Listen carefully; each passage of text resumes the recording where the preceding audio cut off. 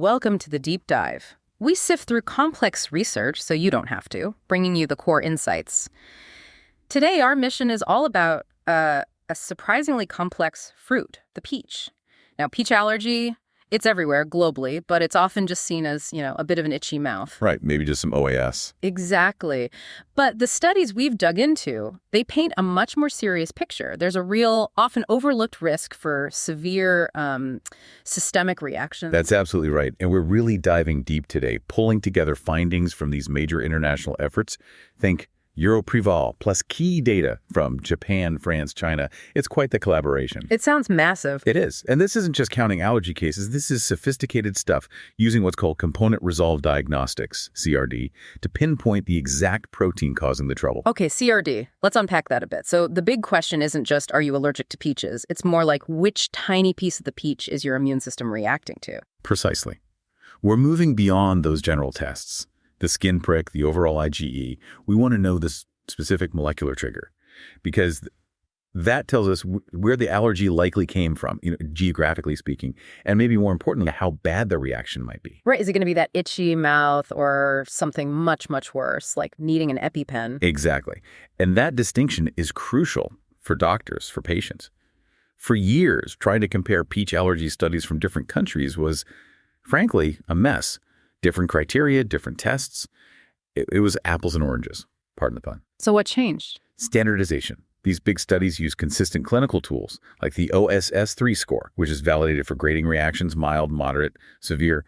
And they centralized the molecular testing, the CRD. Okay. So now we have this definitive global map of peach allergy. And it clearly shows that where you live, what grows around you, fundamentally shapes your risk. Okay, so let's get into this molecular toolkit then. Component resolved diagnostics, CRD. You said it's more specific than the standard tests. How so? What's it actually picking up? Well, think of the old tests, the whole extract ones, like looking at a map and just seeing the name of a city, say Milan.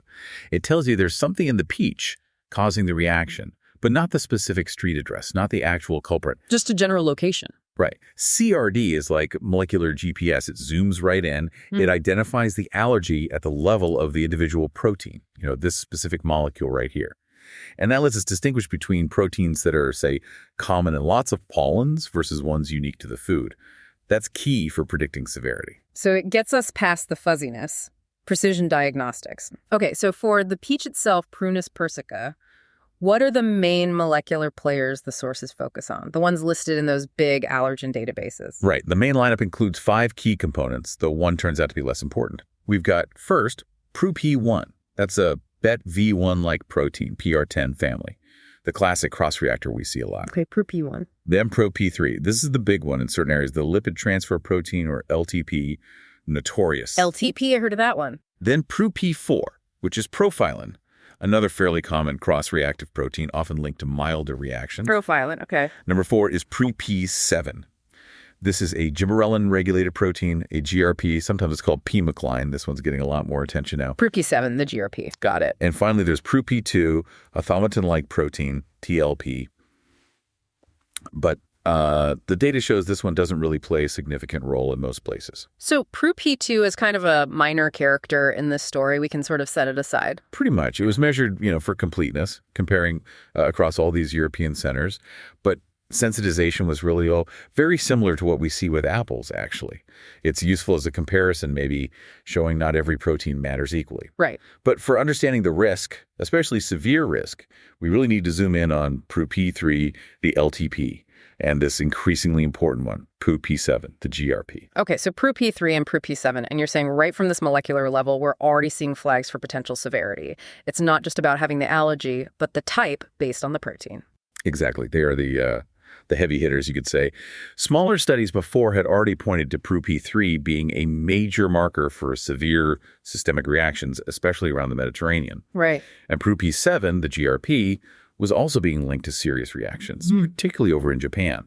These big international studies aim to confirm that and see if it holds true globally. So if a patient tests positive for PRU-P3 or PRU-P7 IgE, that immediately signals a different kind of allergy, a different endotype, is that the term, with a higher chance of those really bad Harris 3 grade 3 reactions? That's the idea. It suggests a higher baseline risk compared to someone just sensitized to PRU-P1 or PRU-P4. But why? What is it about PRU-P3 and PRU-P7, their structure? What makes them capable of causing such severe reactions? Yeah, it really comes down to their physical properties, specifically stability. Think about PRU-P1, the birch-related one, or PRU-P4, the profilin.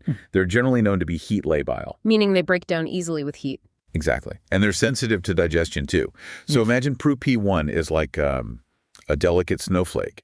It hits the heat of cooking or the acid in your stomach, and it kind of melts away. It gets degraded before it can really get absorbed properly into the bloodstream. Which is why it usually just causes problems in the mouth, that oral allergy syndrome, OAS. Precisely. It causes local irritation because that's where it first makes contact. Yeah. But PRU-P3 and PRU-P7, they're different. You're tougher, like molecular rocks. That's a good way to put it. They are structurally robust, heat stable, resistant to digestion.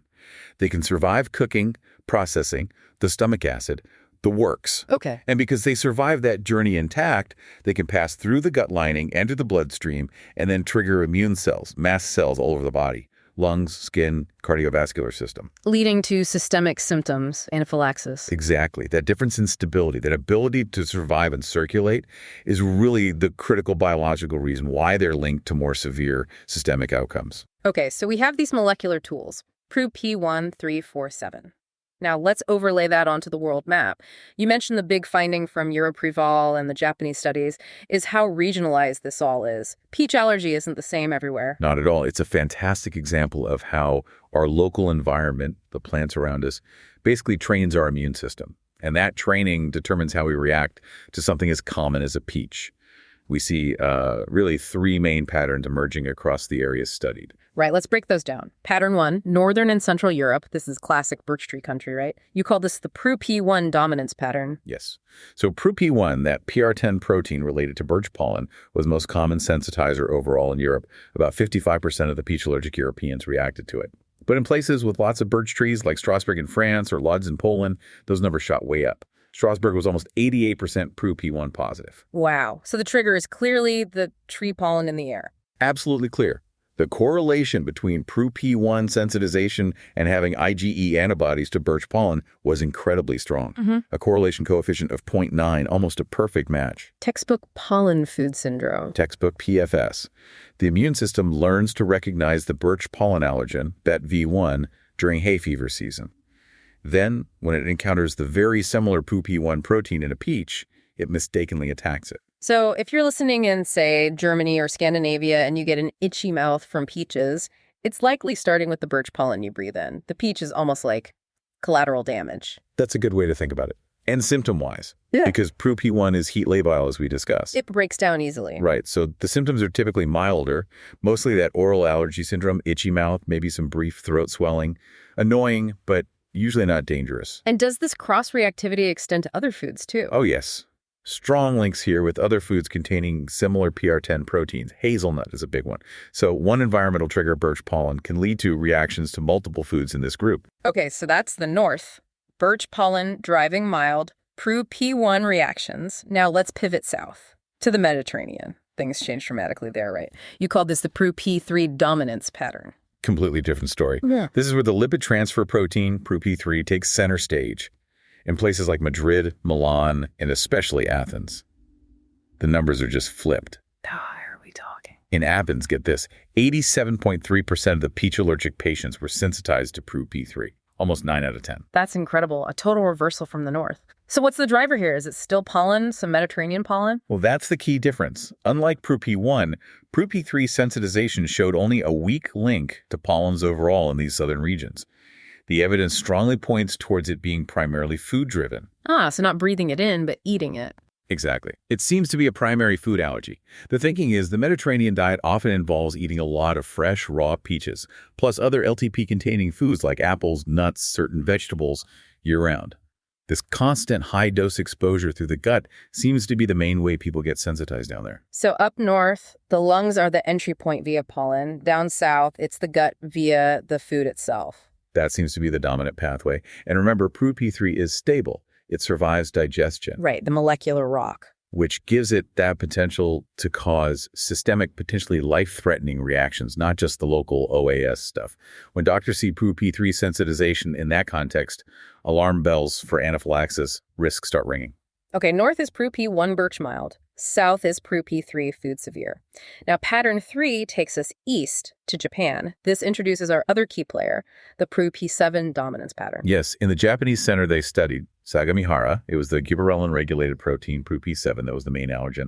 Almost 65% of patients there were sensitized to PRU-P7. And PRU-P7 wasn't very common in Europe. Generally low, yeah. Mostly under 10% in European centers. Though, interestingly, we did see slightly higher rates in a few European cities known for having a lot of cypress pollen places like Utrecht, Madrid, Milan. That's a clue we'll come back to. Okay. But it's striking how low PRU-P3, the LTP, was in Japan compared to the Mediterranean. Only about 15% sensitized in Sagamihara.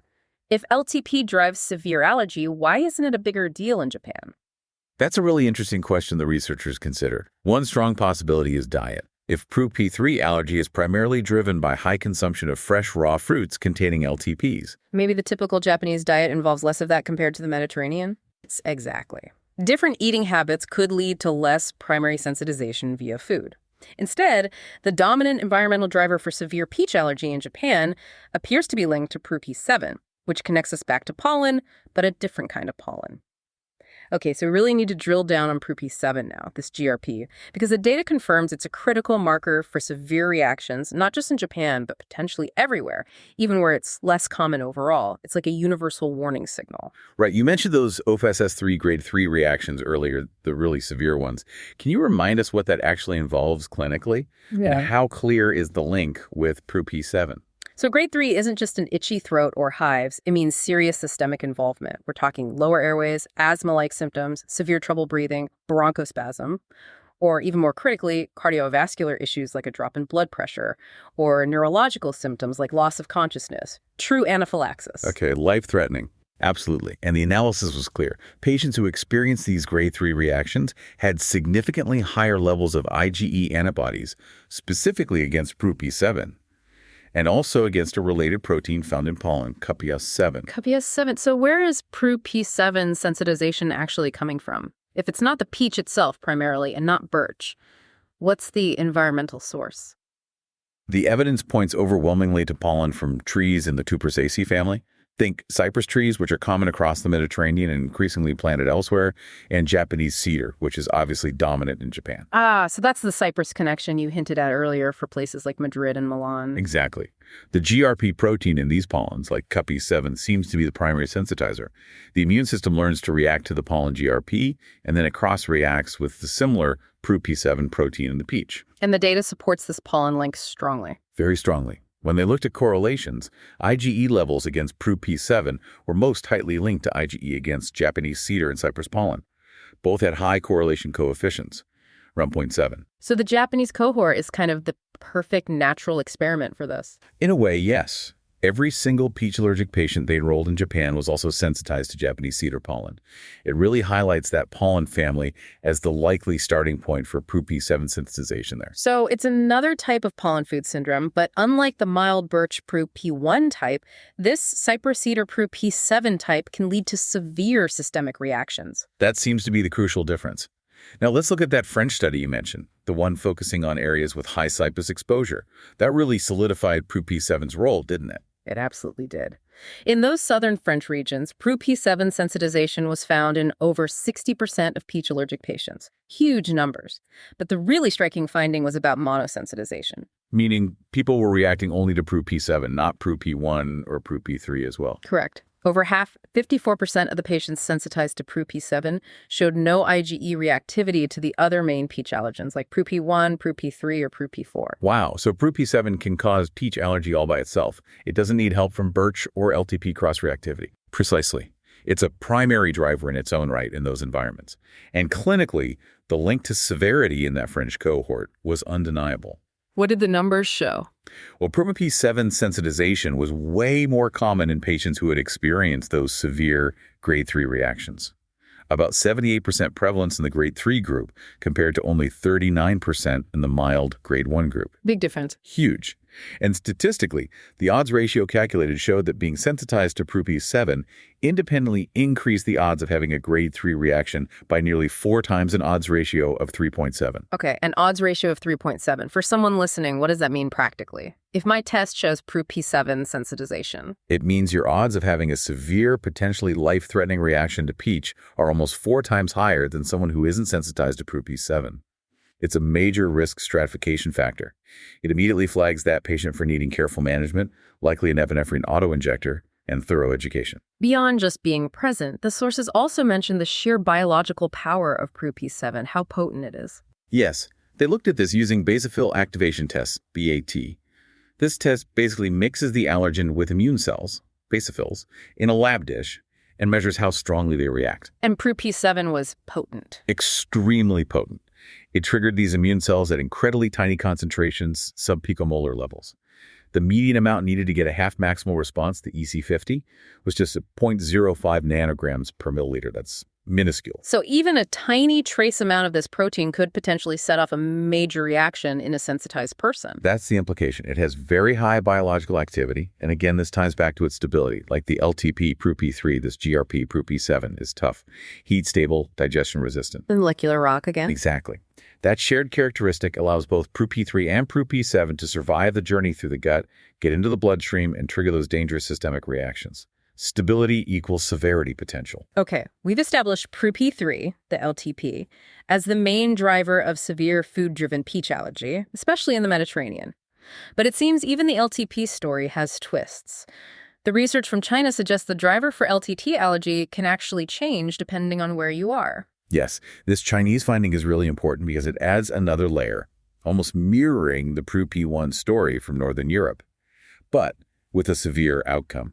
The study in northern China found a high rate of peach allergy linked not primarily to eating peaches, but to being allergic to mugwort pollen. Mugwort, like the weed. Artemisia vulgaris, yes. Yeah. Specifically, the LTP protein found in mugwort pollen, which is called ARTV3. So wait, are you saying the mugwort pollen in the air sensitizes people and then they react to the similar PRP3 protein in the peach? That's exactly what the data suggests. When they looked at patients allergic to both, the IgE antibody levels against the mugwort pollen LTP ARTV3 were significantly higher than the levels against the peach LTP, PRP3. Higher IgE usually points to the primary sensitizer. Correct. It strongly suggests that in that specific northern Chinese population, the sensitization starts with breathing in the pollen LTP, and the peach allergy is a secondary cross-reaction. So pollen can drive both the mild PR10 type of food allergy and the severe LTP type, depending on the specific pollen and the geography. That's a huge clarification. It really is. It tells us the molecule LTP in this case dictates the potential severity,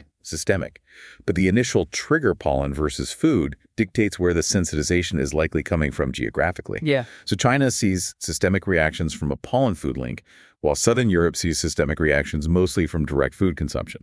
Same outcome severity, different starting point. Fascinating. Okay, let's stick with LTP, but look at another nuance, cross-reactivity with foods that seem totally unrelated.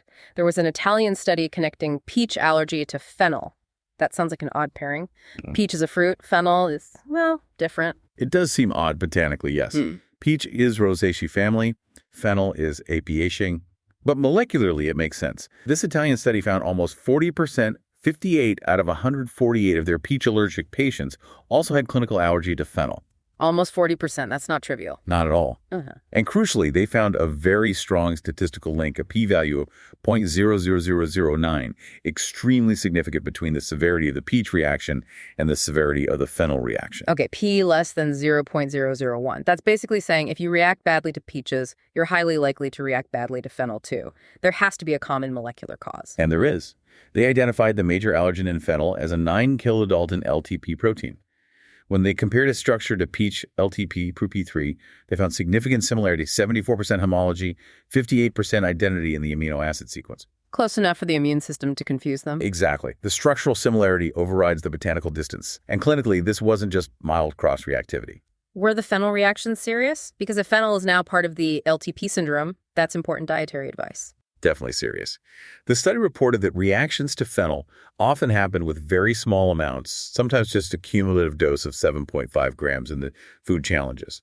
And the reactions themselves were often severe. grade 2, 3, or even grade 4, meaning hospitalization, potential need for epinephrine. Wow. So yes, the evidence is clear. Fennel absolutely needs to be added to the list of foods associated with LTP syndrome. If a patient has a PRU-P3-driven peach allergy, clinicians now need to proactively ask about and potentially test for fennel allergy too, because it carries a similar risk of severe reactions. Okay, so we've dissected the molecules, mapped the geography, explored the nuances. The final piece is putting it all together. Can we use all this information, demographics, pollen exposure, those specific molecular markers like PRU-P3 and PRU-P7, to actually predict who is at high risk for a severe reaction? Like a clinical prediction tool. Exactly. The researchers developed a multivariable prediction model using data from both the European and Japanese cohorts. They used a statistical technique called lasso regression to identify the best combination of factors. Trying to separate the mild cases from the potentially severe grade 3 ones, how well did this model perform? Was it accurate? Well, they measured accuracy using something called the area under the curve, or AUC. The full model, combining everything, achieved an AUC of 0.73. AUC 0.73. How good is that in practice? Is that something a doctor can rely on? It's a fair question. Yeah. An AUC of 1.0 would be perfect prediction. 0.5 is just random chance, like flipping a coin. So 0.73 is considered moderately good, reasonably useful in complex biological systems like allergy, especially when you're combining patient reports with lab tests. Okay, not perfect, but better than nothing. Right. And it's worth noting, when they tested the model just on a smaller group where the allergy was confirmed by a proper oral food challenge, the gold standard, the AUC, actually improved to 0.80. Ah, so it gets more accurate with more rigorously confirmed cases. Makes sense. It suggests the underlying model is pretty robust. It's strong guidance, but you wouldn't use it in isolation. It complements the overall clinical picture. Okay, so what factors actually popped out in the model as the strongest predictors of having a severe grade 3 reaction? The model highlighted 5 key things, really reinforcing what we've been discussing. A later age of onset for the peach allergy. Starting later in life seemed linked to more severe outcomes. Interesting. Maybe longer exposure allows the immune response to mature in a bad way. Possibly. Mm-hmm. Second, probable mugwort pollen allergy. That reflects the ARTV3 cross-reactivity risk we saw in China, potentially driving severe LTP reactions. Okay. Third, probable Parieteria pollen allergy. That's another Mediterranean pollen that's been linked to severe reactions in other studies, likely involving LTPs as well. Right. Fourth, probable latex allergy. This one's interesting, maybe points to a broader pattern of reactivity, potentially involving LTP cross-reactivity pathways related to skin exposure. A sort of allergic phenotype connection. Something like that. And fifth, crucially, sensitization to PRU-P7, confirming its role as that major independent GRP marker for severity across the board.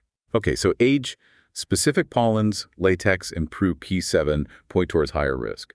What about factors pointing the other way? Things associated with milder reactions. These inverse predictors are just as important for diagnosis, right? Absolutely. The model found 2 main inverse predictors. First, sensitization to PRU-P4, the profilin. That makes sense. Profilins are generally labile, associated with milder OAS. Exactly. High PRU-P4 IgE points away from severe systemic risk. The second one was more surprising. Sensitization to Japanese cedar pollen extract overall. Wait, that seems contradictory. If PRU-P7 is driven by Japanese cedar pollen and PRU-P7 predicts severity, how can IgE to the whole cedar pollen extract predict a milder outcome in the global model? Yeah, that's a tricky one. It likely comes down to the difference between testing for the specific component, PRU-P7 or its pollen homolog CUPS-S7, versus testing against the whole pollen extract. The whole extract contains many different proteins.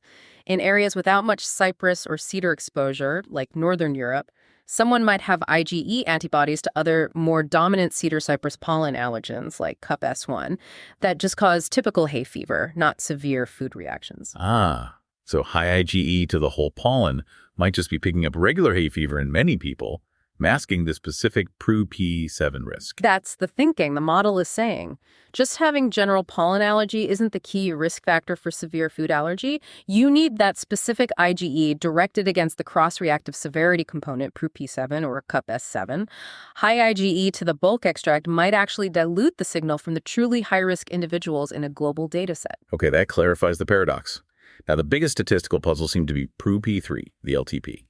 Globally famous for causing severe allergy, yet in this big pooled model, it tended to show an inverse association with severity. How is that possible? This is probably the most important caveat about interpreting pooled data. Yes, Pru-P3 is strongly linked to severe reactions, especially in the Mediterranean. But remember, this model combined data from all centers north, south, east. And the northern centers had mostly mild Pru-P1-driven allergy. Exactly. The majority of patients in the overall data set were European, and a large chunk of those were from the northern centers with milder birch-related allergy. When you statistically pool a large number of low-risk patients with a smaller but significant number of high-risk patients, The average gets pulled down, the signal from the high-risk group gets swamped. precisely, the sheer number of mild cases statistically overwhelmed or masked the strong positive link between Pru-P3 and severity that is clearly seen when you just look at the Southern European patients alone. So the takeaway is not that Pru-P3 isn't risky. It's that you have to interpret the test in the context of the patient's geography and likely exposure. Absolutely crucial. The researchers stress this point. The known strong link between Pro-P3 and severity in LTP endemic areas like Southern Europe still holds true. You need component testing and context to use this information wisely. Don't let the global average mislead you about an individual's risk if they live in a high LTP area. Right. Okay, finally, let's touch on treatment implications. There was a really interesting case report from Japan about using oral immunotherapy, OIT, for a patient with severe Pru-P7 allergy. Yes, this was a compelling case. A 10-year-old boy in Japan who had experienced severe anaphylaxis triggered by exercise after eating canned peaches. His molecular profile was crystal clear. Very high IgE to Pru-P7, over 33 QAML, but basically no sensitization to Pru-P3. He was a perfect example of that severe GRP-driven phenotype linked to Japanese cedar. Given how potent and stable Pru-P7 is, trying OIT, basically feeding the patient tiny, increasing amounts of peach, sounds incredibly risky. How did they approach it? Very cautiously, starting with extremely low doses of both raw and canned peach daily. They gradually increased the dose and maintained him on about 1/3 of a peach pulp daily for several years, eventually spacing out the maintenance doses. The goal was, slowly, carefully, to try and desensitize his immune system. And did it work? What was the outcome after 4 years? The results were really quite encouraging. Clinically, he was able to successfully eat a whole raw peach, followed by exercise, the very trigger that caused his initial anaphylaxis without reacting. That's a huge improvement. Massive clinical success, and importantly, the lab markers backed it up. Over the 4 years, they saw significant decreases in his specific IgE levels to Pru-7, his skin prick test reaction size got smaller, and his basophils became less reactive in the BAIT test. So objective evidence of immune modulation. Exactly. Now, it's just one case report, so we need more data, but it strongly suggests that even for this very potent, stable allergen Pru-A7, targeted OIT might be a viable therapeutic option for carefully selected patients under expert supervision. Outro. Wow. This deep dive really changes the way you think about peach allergy. It's gone from just a generic food issue to this incredibly detailed, geographically specific risk map. I think the big molecular takeaway for everyone listening has to be about Pru-P7. Absolutely. This heat-stable GRP, driven by cypress and Japanese cedar pollen, is emerging as a really critical, globally relevant predictor of severe systemic reactions. It's one to watch. Definitely. And it highlights the immense value of component-resolved diagnostics, CRD. It lets us finally move beyond just saying peach allergy and lets us distinguish these different regional types, the northern Pru-P1 birch type, the southern Pru-P3 food type, the East Asian and cypress-linked Pru-P7 type. Precision diagnosis. Right. Which leads to better risk assessment, knowing who needs that EpiPen, who needs counseling about cross-reactive foods like fennel, and ultimately more personalized management. And thinking bigger picture, the sources kept linking Pru-P7 to cypress exposure. Cypress trees are being planted more widely now, right? For landscaping in cities globally. They are. And we also have climate change potentially shifting pollen zones, plus people moving around the way more than ever. So this research suggests that understanding your local pollen environment might become increasingly critical, not just for predicting hay fever, but for predicting your risk of severe reactions to common foods like peaches. Your risk profile could literally change depending on the trees planted down the street. It's a fascinating and slightly unnerving thought, isn't it? The interaction between global change, local ecology, and our individual immune systems, all revealed by looking closely at the molecules inside a simple peach. That molecular map and how it's changing is definitely something we need to keep tracking.